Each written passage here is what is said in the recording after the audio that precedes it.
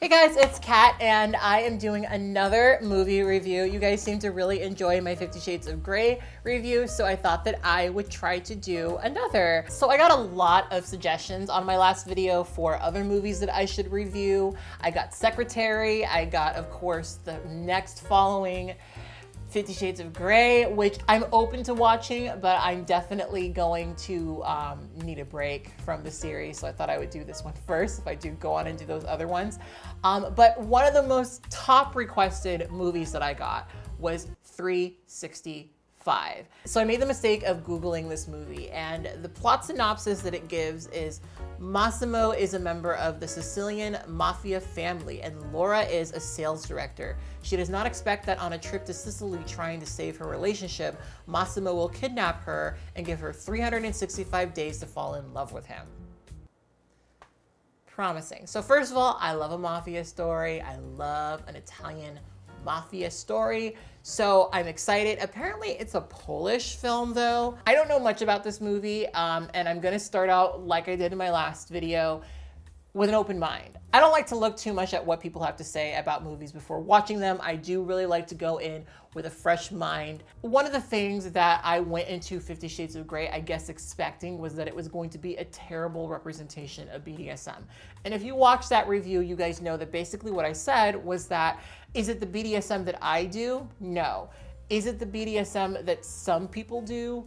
Yes. So it's not inaccurate, it's just not healthy in my opinion. It just wasn't BDSM that I would personally engage in, right? So in watching this movie, I'm not expecting it to be totally void from problematic stuff, but I am going to be watching it trying to think of what exactly the movie is selling and how you're supposed to feel about it as the audience, right? So that's all I'm going into 365 with. Those are my parameters. So I'm gonna start watching this movie and then I will come back to you after with my final thoughts. But before we get into my plot synopsis, I wanted to let you guys know that this video is sponsored by Skillshare. Skillshare is an amazing online community of creatives who come together to teach each other creative skills. If you're somebody like me who loves learning new, quirky, creative skills, you're gonna love Skillshare. For only $10 a month, you have unlimited access to all types of classes. Classes about illustration, animation, sewing, cooking, anything you wanna learn, you can probably find a class about it on Skillshare. Right now, I'm taking a class by Erin Draplin, which is all about merchandise design because I have a lot of really fun things planned for you guys with merch and I need some help figuring out exactly how to do that. And you can take the same class too by signing up for Skillshare right now. But I have something special for you guys. The first 1,000 of you who click the link in the description box below will get a free trial of Skillshare Premium. And I don't know if you're like me, but I love free 99. Anyway, let's get on to this doozy of a film.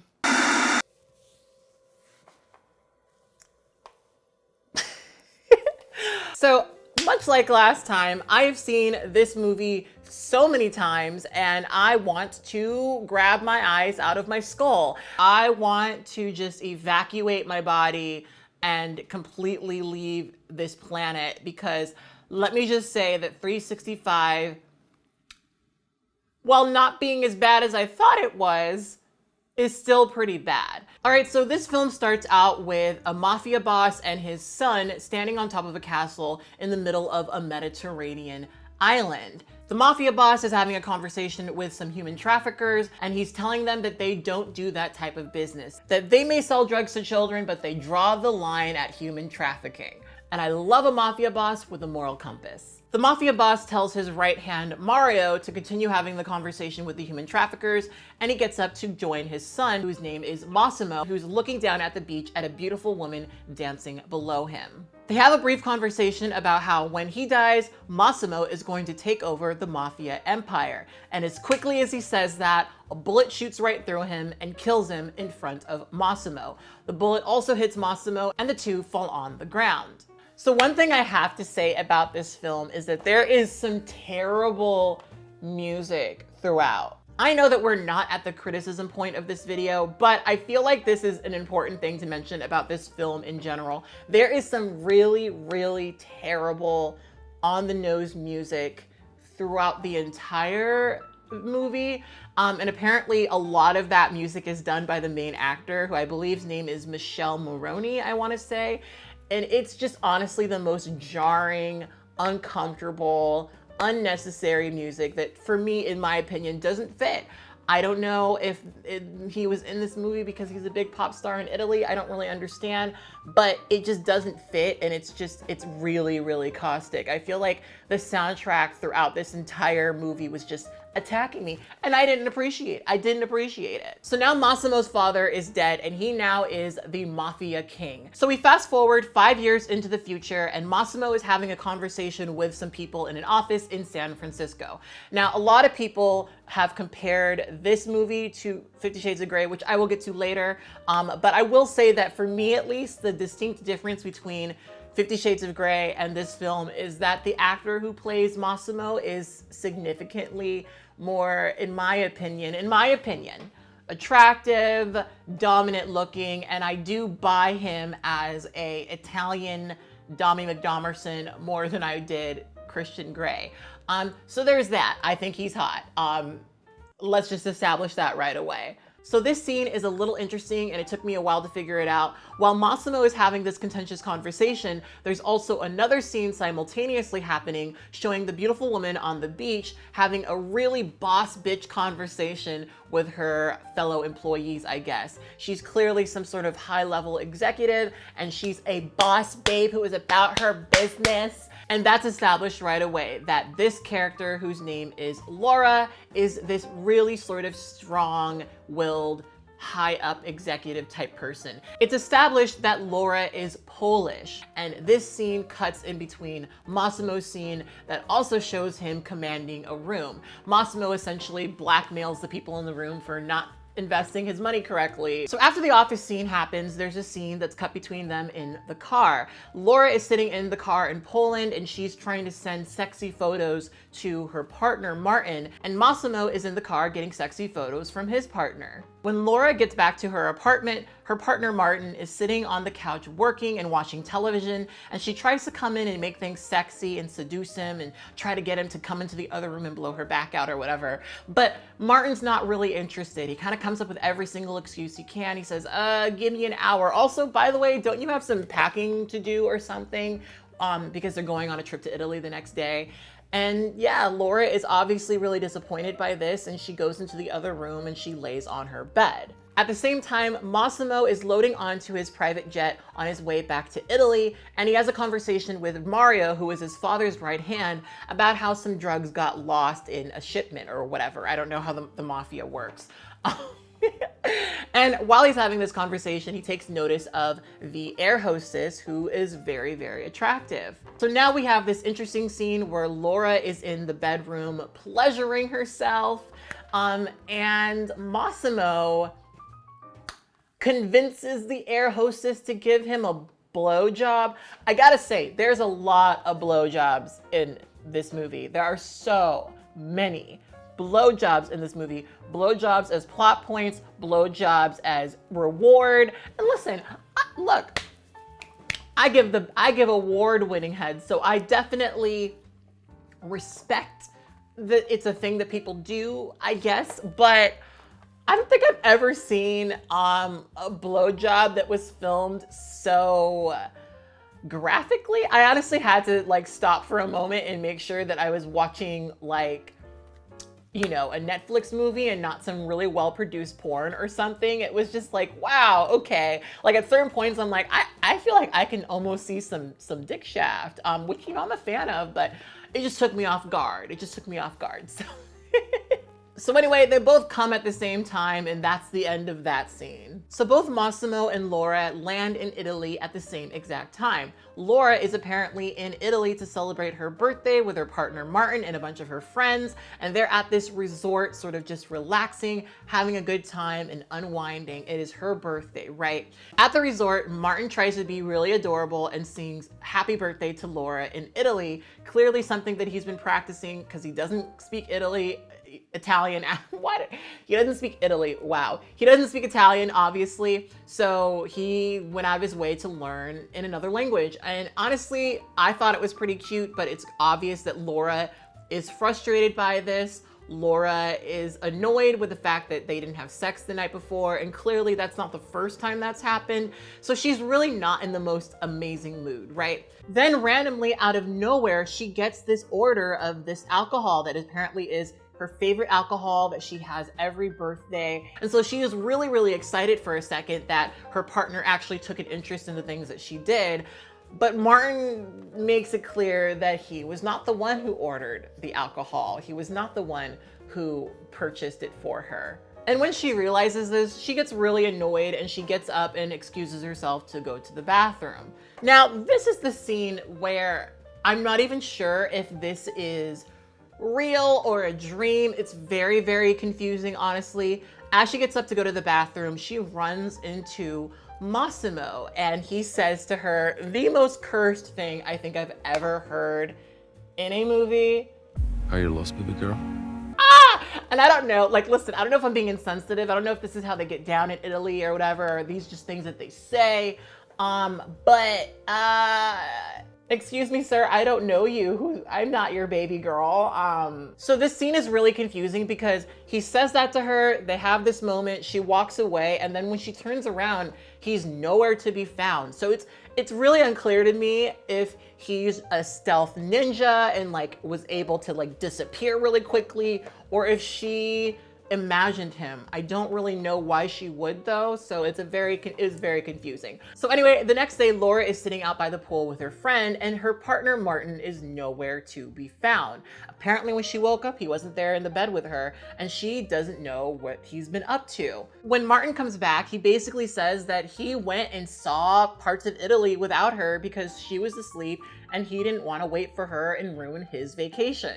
Obviously, Laura is frustrated about this because this vacation is for her birthday, and he clearly didn't take that into account when he apparently went and saw parts of Italy without her. Martin tries to make up with her by giving her a postcard, which I don't know why he thought that was a good idea. And Laura, in her most boss bitch moment, decides to push him into the pool and runs off into Italy to do God knows what. Laura is running around Italy, this place that she does not know, alone at night. The sun goes down and she's running through the alleyways, and this car comes into the alleyway and this man comes from the other direction, and then the scene fades to black. Very, very suspicious. Very, very scary.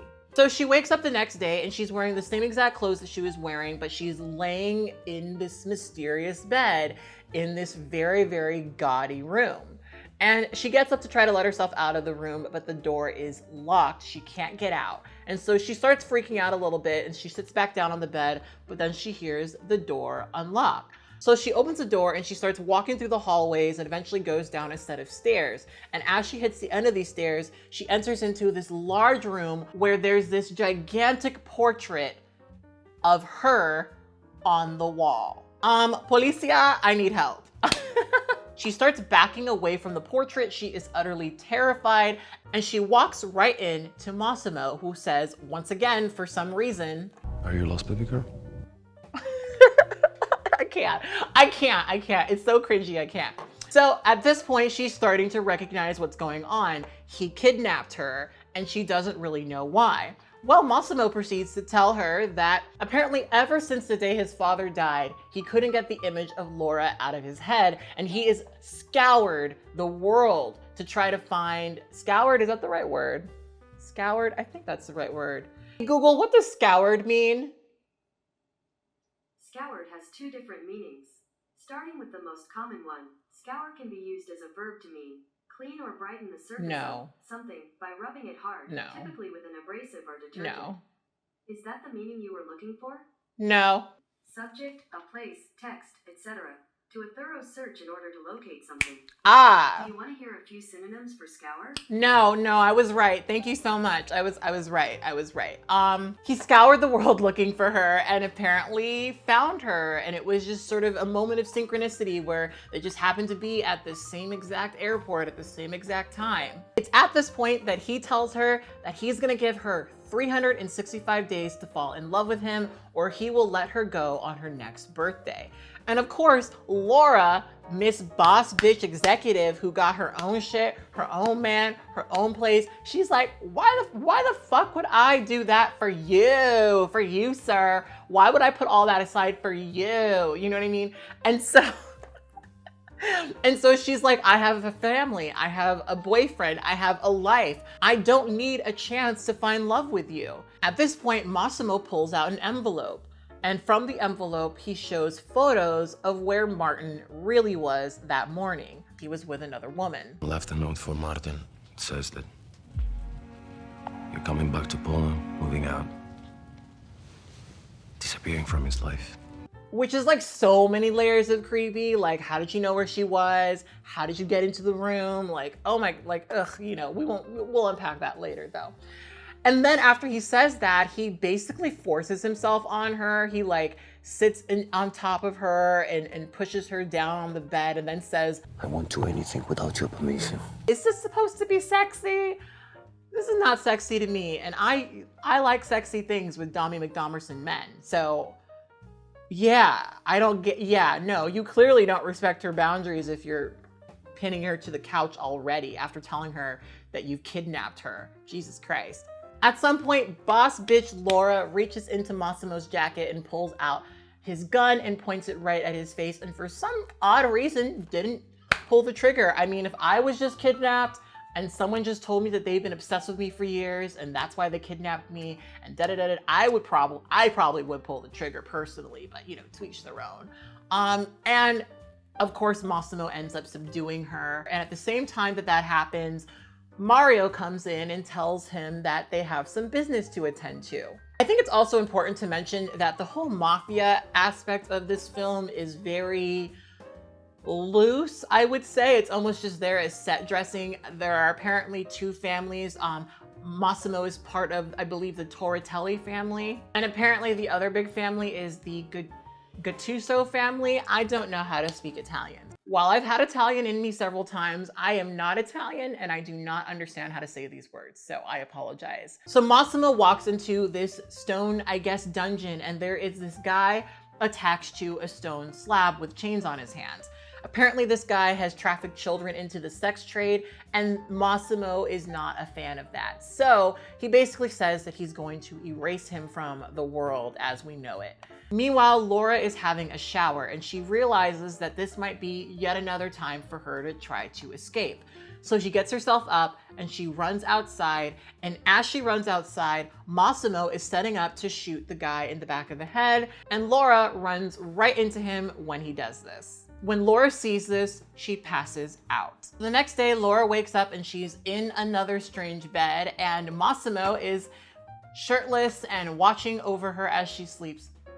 Not creepy, definitely not creepy. I guess once you kidnap somebody, it's like you've already given up, not seeming like a total creep, I guess. He explains why he did what he did and tells her that he was hurting children and blah, blah, blah, blah, blah, blah, blah. But of course, Laura is still like, okay, but you kidnapped me. Can I be let go now? I don't know why I'm here. Massimo mentions that he's a boss, like it's like this sexy thing. Like, you know, he's like, oh, it's one of the advantages of being a boss. And it's like, sir, you just killed somebody and you kidnapped me. Like, this is what's going through my head. We'll see this later, but I don't know what was going through Laura's head and why she, we won't get there yet. But anyway, Laura asks for her cell phone and her computer because she wants to be able to reach people. She wants to be able to talk to people. And Massimo says that, well, she's not quite there yet. She's not ready to have her own belongings quite yet. But if she ever needs anything, she can ask his assistant, Domenico. He tells her to be ready in 2 hours because they need to go buy some things because they're going on a trip. And of course, Laura's like, wait a minute, where the fuck are we going? I don't want to go anywhere other than Poland. I don't want to go anywhere other than back home. She gets really, really, really angry with him. Listen to me. I'm not a bag of potatoes that you can transfer without my permission. And of course, this angers Massimo, and Massimo pins her back onto the bed because, like he said, he's not going to touch her until she allows it, which that's not happening. I don't understand why he said a thing he's not going to do. So much like blowjobs in this film, there are a lot of shopping spree and blowjobs, you know? I mean, I guess there are worse ways to live.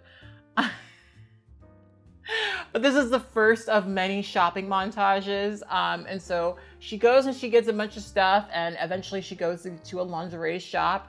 And when she's changing her clothes, that's when Massimo decides that he can come in and sample the goods, I guess you could say. And obviously this makes Laura incredibly uncomfortable, and she gets really, really angry. And Massimo basically says that he can do whatever the hell he wants. He's, you know, big Italian Mick Bosserson, I guess. And so Laura runs out of the store, and she tries to run away and get some attention of people so that she could get rescued from her kidnapper. So she turns to the police and she's like, hey, this crazy guy kidnapped me. Can you help? Can you do your police duty job, I guess you could say? As she's having a conversation with the police acknowledge Massimo, who was walking right behind her, and they walk away because apparently they know who he is and they don't want to step on any toes, even if stepping on toes means rescuing a kidnapped woman. Are you lost, baby girl? Sometimes fighting is futile. So this was like a really annoying part of the film for me because it doesn't make a lot of sense. After she just tried to escape him, they have this conversation about how all of this is fate and that she shouldn't run from a good thing. She shouldn't run from fate. But of course she's like, no, this wasn't fate. You kidnapped me. And after acknowledging that, she asked him if he meant what he said when he said that he wouldn't touch her until he got her permission. Even though we've seen that he's going to continue to touch her when he wants to touch her, even though he just barged in to her changing room unprompted and didn't give her privacy, and she has no reason to believe this. For some reason, when he says yes to her question, I guess it makes her feel more calm. I don't really get it.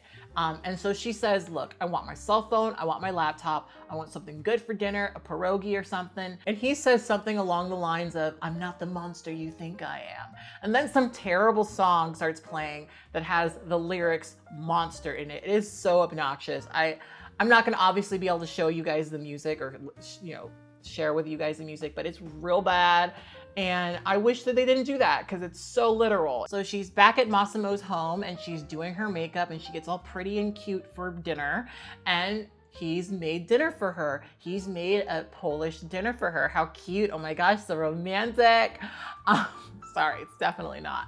And so she's sitting there and she's kind of, I guess, adjusting, I suppose, to the situation, even though this all happened within a day. And Massimo asks her if the dinner is good. And, you know, she says, my grandma makes them better. But you don't have to kill him. I will give him a couple of lessons. Strange thing to say as somebody who just tried to escape the same day, but whatever. Who needs a reasonable way for a person to develop, I don't know, a character? It doesn't make sense. And so she starts asking him what exactly he does. Up to this point, all she knows is that he kidnaps people and he shoots people in the head. Before he gets to answer her question, he gets a text message from his partner, Anna, who he apparently hasn't been responding to ever since she sent him some sexy pictures. Which, listen, girl, I've been there, sending your best nudes and he just doesn't say anything. I hope that my nudes don't encourage my partners to kidnap a random woman. That would be embarrassing, to say the least. So Massimo gives like a really bullshit answer. Yeah, I got some clubs and some bars and I'm a CEO of my own corporation, you know. It's just very vague things, and he doesn't outright say, I'm a gangster. I am a gangster and I kill people for a living and sell drugs. Massimo says that he would not have chosen to be the leader of the family if it was up to him. And then Laura says, yeah, much like me, I would not have chosen to be in Italy kidnapped by this man if I had a choice in it. And of course, Massimo's reaction to that is, well, you know, you'll learn to love it. You'll learn to love it. So it's established throughout this film that Massimo is the kind of guy who's used to getting his way, and he throws a big fit when he doesn't. It's at this point where Massimo tells her that he basically wants her to help him become more gentle. I'd like you to teach me. how to be gentle. And for whatever reason, I guess this was the moment where Laura decided that she was just gonna accept this, because when she gets back to her room, she's got her laptop and her cell phone, and instead of calling her parents and saying, hey, this mob boss kidnapped me and I need help, she says, well, I got this new job and I'm gonna be in Italy for a year. So love you, Mom, okay, thanks, bye. And I guess that just begins the 365. So the next day, they both wake up naked in the bed together, which, you know, I guess is a graduation from him hovering over her without his shirt on. She gets up early and she walks into the shower, and Massimo notices and follows right after her. Like I said, I do think that Massimo is an attractive guy, and it's clear that Laura feels the same way. They're both naked in the shower, and Laura is like checking him out, specifically looking directly at his penis. And it's clear that she has attraction to him. And so she kind of does a lot of this sort of teasing sort of thing where, you know, she's being naked and basically saying that he'll never be able to get her and this and this and that. And of course, Massimo, who said that he wouldn't touch her until she says so, grabs her by the back of the neck, and I guess they start, you know, doing suggestive things to each other. It's this sort of steamy scene where, you know, they're pushing and pulling, and Massimo says, don't provoke me, don't provoke me, don't provoke me, which you'll find out Laura, she likes to do that. She likes to do that. So this is the day of their big trip. Laura is kicking and screaming and clearly not wanting to get onto the private jet, but they manage to load her on, sit her down in a chair, and strap her to it. While she's strapped down, Massimo decides to touch her. So even though, once again, Massimo said that he wouldn't touch her until she gave him permission, he touches her. She's sitting there strapped to the chair, and he starts touching her breasts. He goes between her legs. It's this whole thing, and it's clear that in the mythos of this film, this is supposed to be like a sexy, seductive moment. So they land in Rome, and they're at this bar in front of the Colosseum. Laura is standing over with Domenico, licking on a ice cream cone, and she's clearly trying to provoke Massimo. She walks up to Massimo and his cousin and starts to very suggestively lick the ice cream cone in front of him, and then eventually hands the ice cream cone to his cousin. Laura walks away from the conversation and off-screen jumps into a fountain and starts making a scene. Massimo, of course, has to go and retrieve her and is clearly not really happy with her. So they go to a hotel. Laura decides to go up to Massimo's room and surprise him, I guess. And when she walks into the room, she sees this gigantic, really, really gaudy portrait of Massimo holding a lion's head. The taste level in this film is, Anyway, so it's clear that Laura comes in trying to do this thing once again where she's teasing him, where she's being suggestive and seductive and this and this and that. And basically Massimo called her bluff. He takes off his pants and says, give me a blowjob, because as we've established, he loves blowjobs.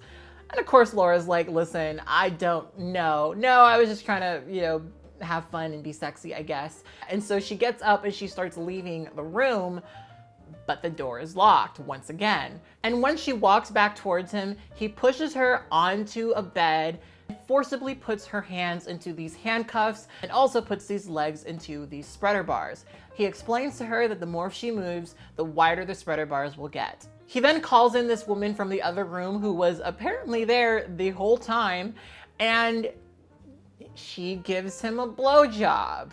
And he comes really, really fast, which, you know, no comment. And I think this was supposed to make her jealous or something. I think that like Laura was supposed to sit over there and be jealous about this other woman giving him a blowjob, I guess. I guess it was almost like this form of like cuckoldry, I guess you would say. And it's clear that like Laura is in this sort of state of like jealousy, and she's also really turned on. After he's done getting his blowjob, he says to her, hey, you're in a position right now where I can do basically anything I want it to you if I wanted to. And she's begging him to do something, begging him to, you know, do the do. And at the exact moment where she starts begging really, really desperately, he lets her go. When he lets her go, he says to her, dress up because they need to be at one of his clubs in 2 hours. So we cut to another scene and Laura's coming down the stairs wearing this really cute, tight, sexy dress. And there's this god-awful song that has the lyrics, "Here she comes again," as she's walking down the stairs. I hate it. I hate how literal the music is in this movie. As she walks down the stairs, she runs into Domenico, who is waiting for her, and Domenico is very concerned about the length of her dress. Domenico leads her into the club and goes upstairs to a bar and basically says, stay here. The bar is not too far away from the VIP area where Massimo is, and he's apparently doing business in there with strippers and you know, other women. That's business, I guess, when you're a gangster. Massimo looks at her dress and is very, very pissed off that she decided to have legs that day. So he leads her out and yells at her for what she's wearing. And Laura is once again doing that thing where she's like, oh, I know you want me, but I'm not gonna let you have me. You'll be mine. I guarantee it. Very strange position for a kidnap victim to take, by the way. I think this has only been a couple of days too. It's like, Anyway, Massimo goes back to his business and Laura does not want to stay put. She goes downstairs and she starts getting this attention of this one particular guy, and they start clearly flirting with each other, and she's obviously talking to him because, you know, she wants to piss Massimo off. Massimo notices that she's talking to another man and rushes downstairs to confront them. And by the time he goes downstairs, they're already upstairs and she's dancing on a stripper pole with this guy. Massimo goes back upstairs, and by the time he's up there, the guy has started to get a little bit fresh with Laura, and obviously this pisses him off. So Massimo takes his gun out and points it at him, and that is where the scene ends. The next scene, they're on Massimo's boat, and Mario is very upset with Massimo. Mario's like, do you know what you just did? You just put our families at war over this girl, right? He's really, really pissed. And Laura goes outside and tries to apologize and says that she's sorry. And Massimo, of course, doesn't want to hear it. He's like, listen, you've done enough here, really. And so she throws a fit and she goes upstairs onto the top of the boat, and they start having this back and forth argument, and Laura falls overboard somehow. And then Massimo jumps right into the water and saves her. He rescues her after kidnapping her. It's so brave and so romantic. Eventually they wake up and Massimo is hovering over her with concern. He's obviously really, really worried about her. And for some reason, that alone makes Laura feel this openness to him that I guess she didn't feel before. So Laura gets up and she finally gives him that blowjob. Oh my gosh, this is a plot moment. Blowjobs as plot points. They have this marathon sex scene that lasts a very, very long time. And once again, it was one of those moments where I was like, am I watching a really well-produced porn movie, or is this a Netflix movie about a guy who kidnaps somebody? I don't know which one is which anymore. I will say that they do show him eating pussy in this movie, and I love to see it. We love to see a man who is willing to reciprocate oral. Good for him. Good for him. After they're done having sex, it's clear that she still wants more of it. The dick was so good, she couldn't get enough of the Italian mobster penis. And Massimo says, we don't have any more time for dicking down because we have to go to a ball. And then we cut into this shopping montage number 2, where they are shopping for new clothes, and there are these 2 very helpful gay men who are there, you know, making sure that she's looking the best for the ball. The ball happens and it's all a very fancy affair. They're clearly coming into this event as a couple. They are clearly no longer quite in that dynamic of kidnapper and victim. They are there, I guess Stockholm Syndrome has totally taken over. We'll get to that later. And they do this really dramatic fancy dance to this very European music. And after they do their dance, this very mysterious masked woman comes up to them and starts talking to them. And it's revealed that this masked woman is Massimo's ex-girlfriend. Now, apparently what happened is the day that Laura came to Italy, Massimo kicked his girlfriend out of their house. She said that she will kill you. I'll take care of her. For good reason, this really turns Laura off and she wants to go home. Back at Massimo's home, Laura is decompressing from the events of that evening, and they have a little bit of a sexy moment. And after they finish that sexy moment, Massimo tells Laura that she's going to have to go back to Poland. But at this point, she doesn't really want to. She's really heartbroken. He tells her that there's an apartment waiting for her when she gets back to Warsaw. The next day, Domenico is driving Laura back to the airport, and he tells her that Laura should not worry about Massimo's ex. On their way down to the airport, however, Domenico gets a mysterious phone call that makes it so that he can't go all the way to the airport with her. Laura gets back to Warsaw, and the first thing she does is call up her best friend. Wyobraź sobie silnego samca, który zawsze wie, czego chce. And as she gets drunker and drunker, the other side comes out. Olga, ja to jakaś popierdolona jestem, po prostu. And she's venting to her friend. She mentions that Massimo comes from a very traditional Italian family where he's not going to be allowed to marry foreigners. Laura says that it's time for a change, and her best friend gets an amazing idea. Let's do a makeover. So they go out on the town, they get massages, they do a spa date, and they go to a hairstylist. And I don't know how this is gonna sound, but not everybody needs to be blonde. Not everybody needs to be blonde. She gets this like blonde bob haircut that I do not love on her. I don't think that the blonde is the right blonde. I don't think that the cut was very flattering. I think she looks way prettier with dark hair, but you know, it's your hair, your rules, babe. If you want to do that to yourself, good on ya. They get makeovers and then they go out to the club, right? So they're at the club and her friend gets the attention of this one guy and Laura is left on her own. And when she's left on her own, guess who pops up randomly? Martin. Martin pops up and she is not happy to see him. She doesn't want to talk to him, but he's like, what happened? Where did you go? Da-da-da-da-da. I'm in love with you. Please take me back. Da-da-da-da-da. So she's annoyed. She knows that her friend is off to have fun with that guy or whatever. And so she decides to leave the club, but Martin follows after her. He follows her all the way home, debating with her the whole way. And when she gets to her apartment, she opens a door and guess who's waiting there for her? Massimo. And apparently it takes another man claiming her as property for Martin to get the point. So he leaves without much fuss. Massimo and Laura fall asleep together. Massimo lies to her and says that she looks great with her new blonde bob. I sold it. I don't need 365 days. Because I love you. When Laura wakes up the next day, she notices a ring on her finger. And then they have another shopping spree, another shopping montage. She gets these cute little clothes or whatever, and they're on their way to this wedding where they run into her parents. She introduces Massimo to her parents, but tells Massimo not to tell them what he does for a living. Mom is asking, what do you do for a living? I'm a gangster. And of course, Laura catches the bouquet. Massimo and Laura are back in Italy and they're having breakfast. And over breakfast, Laura basically requests that she have her best friend come over from Poland for the wedding. Apparently, Laura can't invite her entire family to the wedding, but she does ask Massimo to allow him to fly over her best friend, and he agrees.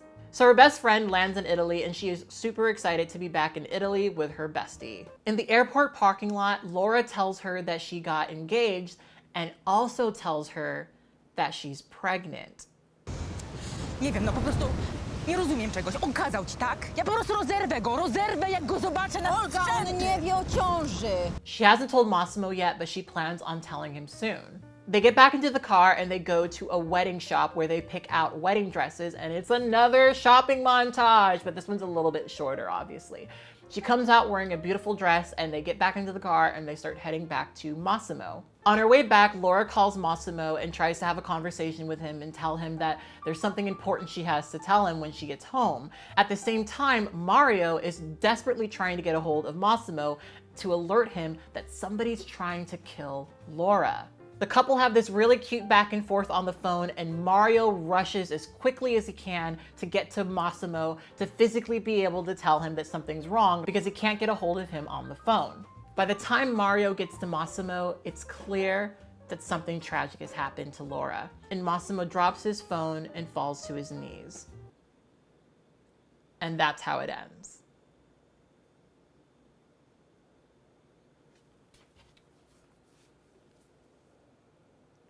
Wasn't that worth it? Anyway, girl, let me take a break real quick and we're gonna come back and have a conversation about everything wrong with this movie.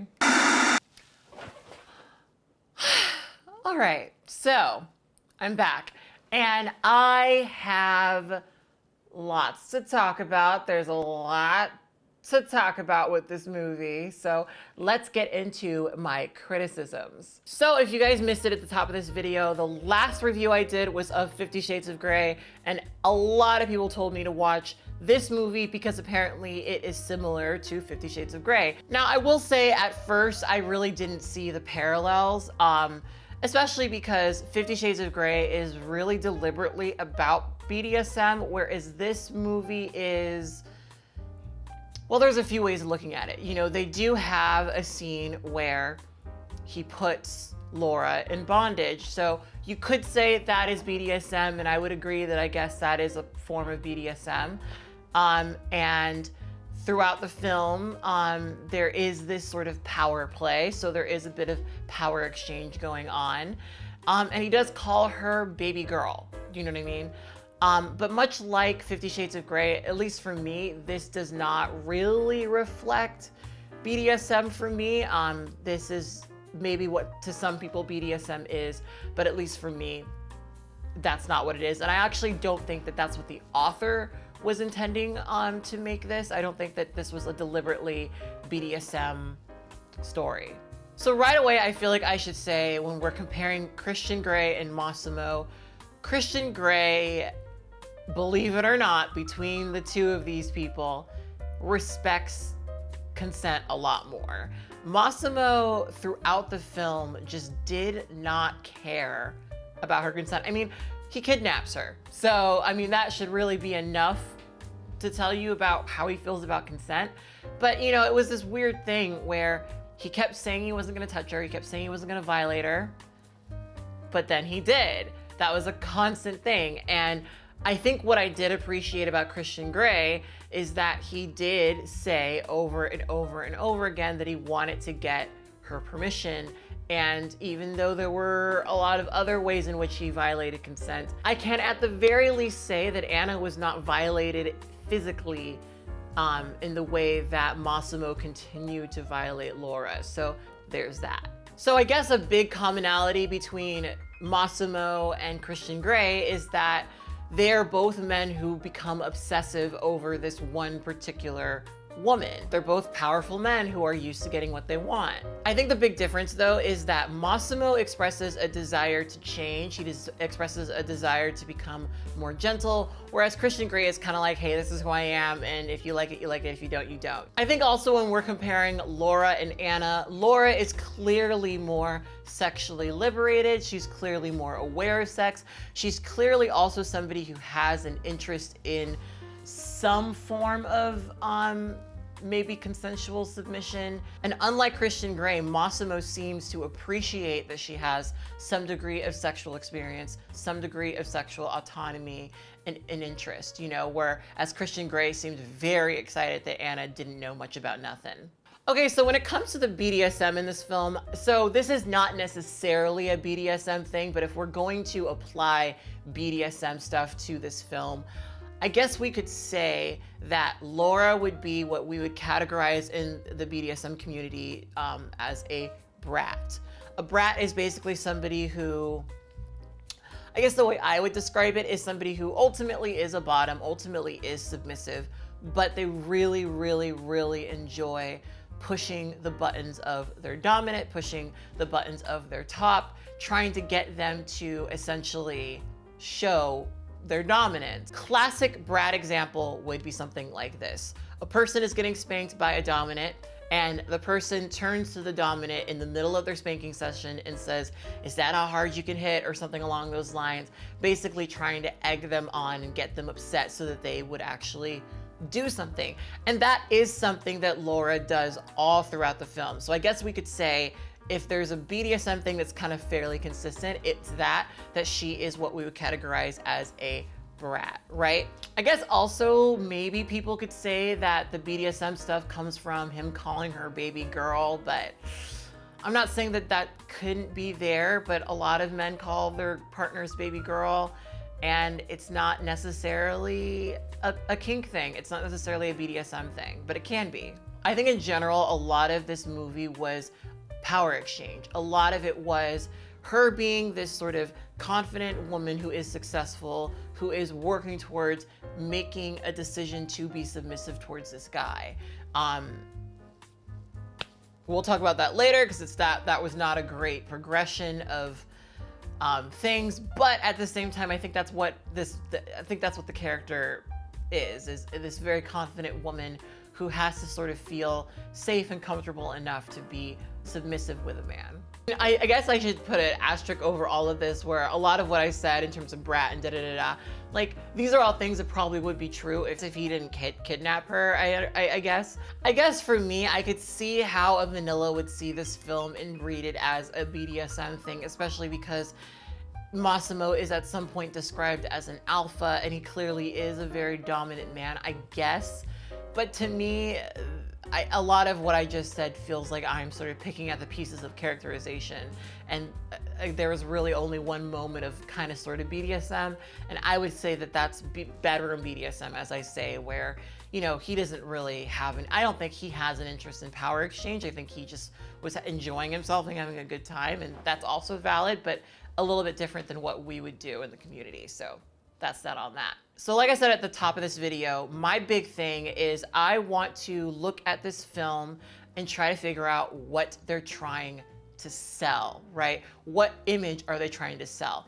Now, it's interesting, this film, I watched it a bunch of times, and the first time I watched it, I think I kind of missed a lot because I was just like, oh, this is a boring love story, which, by the way, this movie is very, very, very, very, very boring.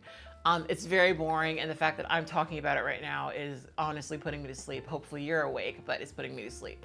So I think that as a woman, you're supposed to watch this movie, and of course you're supposed to be scared because you were kidnapped, but then you got, you know, Michelle Morone, who's like a really, really handsome, sexy guy, and I think you're supposed to watch it in tandem with all the shopping sprees and all of every other lavish thing that she's doing. And I think you're supposed to pine for that life. You're supposed to be like, wow, I wish I had a rich Italian mobster to take care of me and pay for everything. I think that's what you're supposed to feel. For me, I didn't feel that way at all, but I get the impression that that's what a lot of that stuff is. So here's the thing. I do think that stuff like 50 Shades of Grey and this film are escapism for a lot of women. This is a book, this movie is based on a book that was written by a woman. And the impression I get is that these are things that maybe excite the women reading this and writing this, but they're not things that are realistic or things that you'd want to actually happen. These are all just sort of, I guess, I don't know. It's like people have synthesized these feelings and turn them into a storyline. I mean, there are so many shopping sprees in this movie that I was honestly like, why are they showing this, you know? I can't think of a reason why they would show it if you weren't meant to look at something like that, be excited by it. I mean, listen, Massimo is supposed to be, you know, this big mafia boss who is literally willing to put his life on the line to defend Laura, you know? I think that that is a fantasy for a lot of women. I think a lot of women do imagine themselves in a position where they're dating a man who's willing to do anything for them. And that's kind of what this is. And even though it doesn't make a ton of sense, which we will get to later, I guess that's kind of what you're supposed to feel when you watch this. You're supposed to look at it and feel like, wow, I wish I lived like that. And I think so for that reason, I'm not crazy about it. I'm not crazy about it. I I know that some people were trying to get the movie removed from Netflix, which I'll be completely honest with you guys, I think is pretty ridiculous.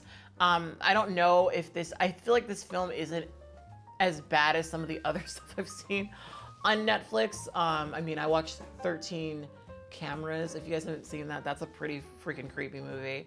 I think that's a lot scarier, honestly. I don't think that anyone's gonna watch this movie and be like, well, I should start kidnapping women. That's a surefire way to get them to be interested in me. I don't think anyone's gonna do that personally. All right, so here's what I really wanted to talk about, because this is some stuff that actually aggravated me. Let's talk about the story, okay? So first and foremost, the whole premise is, it doesn't make sense, you know? Massimo became obsessed with this random woman who was standing on the beach the day his father was killed. But why though? You know, it didn't show that they had any interaction. Like, I would almost understand if they actually interacted with each other, they actually saw each other and they had a connection or something, but that never happened, you know? So it really, really doesn't make a lot of sense. Like, I just don't get it. Like, to me, it just doesn't make a lot of sense. That's just some random girl on the beach. Like, why would you see her, remember her, and then become obsessed with her? Also, if you remember exactly what she looks like enough to have a portrait of her face in your apartment that is spot on accurate, why did you need her to fly into Italy at the same time to know who she is? Like, there's a lot of this stuff that doesn't totally make a lot of sense, you know? So here's another big criticism I have of this film. I appreciate that the film keeps with Laura in her perspective. I do appreciate that that's what they're trying to do. But I honestly felt like a lot of the film hurt because we weren't seeing the mafia side enough. I mean, we really only leave Laura's perspective once in the very, very beginning when he kills that guy. And that's the closest we ever really see to any sort of actual violence. Everything else is just kind of imagined or off screen.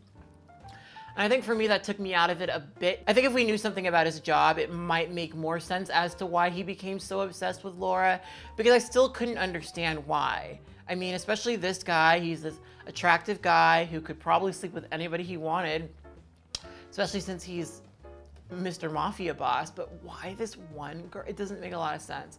And I almost feel like there could have been one or two things that would have helped make that clearer, but oh well. So a lot of times when people make movies based on books, they really got to condense stuff. And the way that things were condensed in this movie made it really hard for me to believe that she had any sort of Stockholm syndrome that would convince her to eventually sleep with him.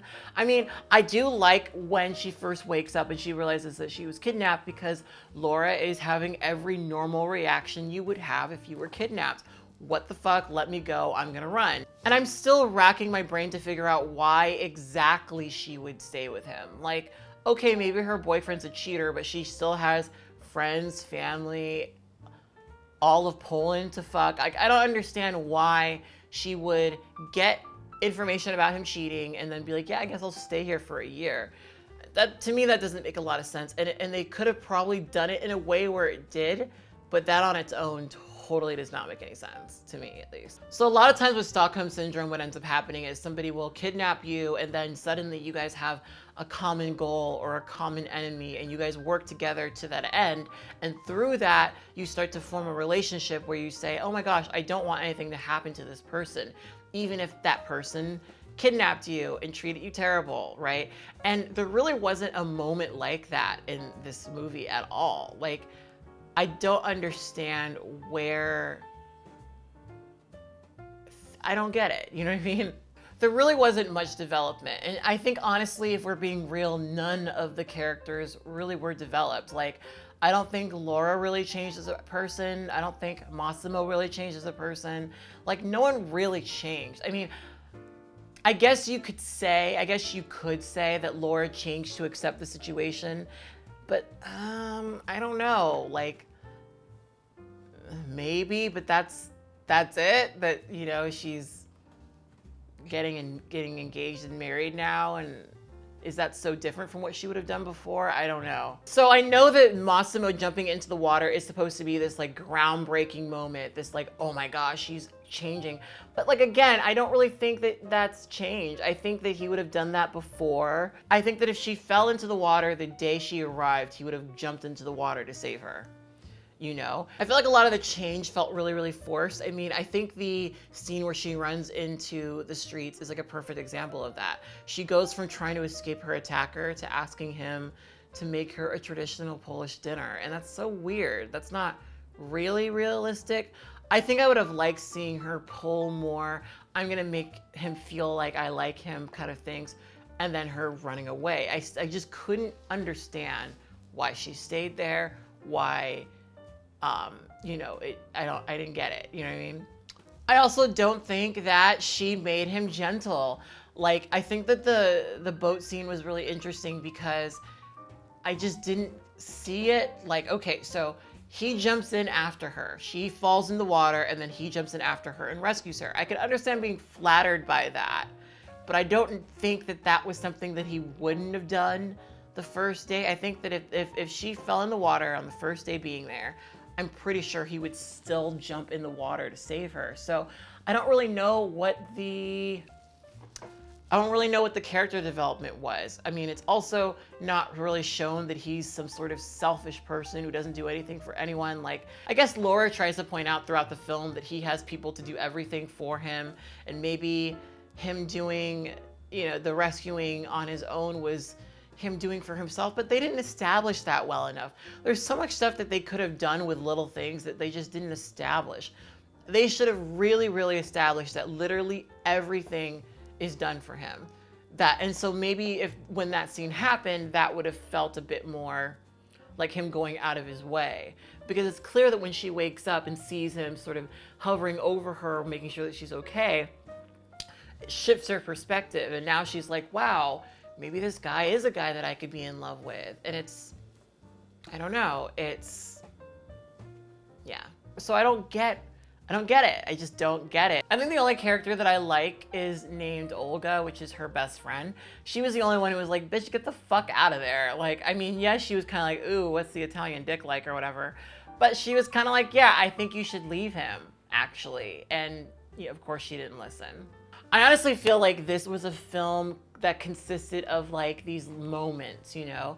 Moments of her at the ball, moments of her shopping, catching the bouquet. Like, it was all these like little tableaus of things that I think a lot of women grow up wanting to have and wanting to see. But I don't think it was a good movie, you know? Like, I don't think that that makes a good movie. I think it makes really, really good escapism. So overall, my issues are with, I think I have my biggest issues with the story. The story and the consent. The premise doesn't make sense. The characters don't change. There's no explanation for why she would stay. There's really no explanation for why she wouldn't fight harder. I don't get it. I really, really don't get it. Like I said, I think that this was a movie about a series of tableaus and not like actual content, you know? I obviously don't think that this film is worth watching if you want to watch something like it. It's a maddening film and it's really about a kidnapping, you know? And it really does try to make that into some sort of romantic thing. And then she dies. Like, that to me is also an interesting part, is like all of that and then she dies. And it's such an underwhelming ending. And I think that maybe it was trying to show like, oh, she had finally changed him and she came into his life at the right time or whatever, which I guess that's also a parallel between Christian Grey and Massimo, is this idea of, you know, the woman changing them. But at the end of the day, these are really exhausting films to watch if you can't tell by the amount of times I've fallen asleep while trying to film this. It's just not good. It's just not good. And the only thing I will say that's sort of positive about it is that the sex scenes are very well shot. I thought that the sex scenes were sexier than 50 Shades of Grey, but other than that, y'all, it's a truly maddening viewing experience. I definitely think that 365 does romanticize abuse. It does romanticize, you know, not respecting people's consent. There's a lot of things in the movie that made me very, very uncomfortable. Mostly just the amount of times that Massimo touched Laura without even speaking to her.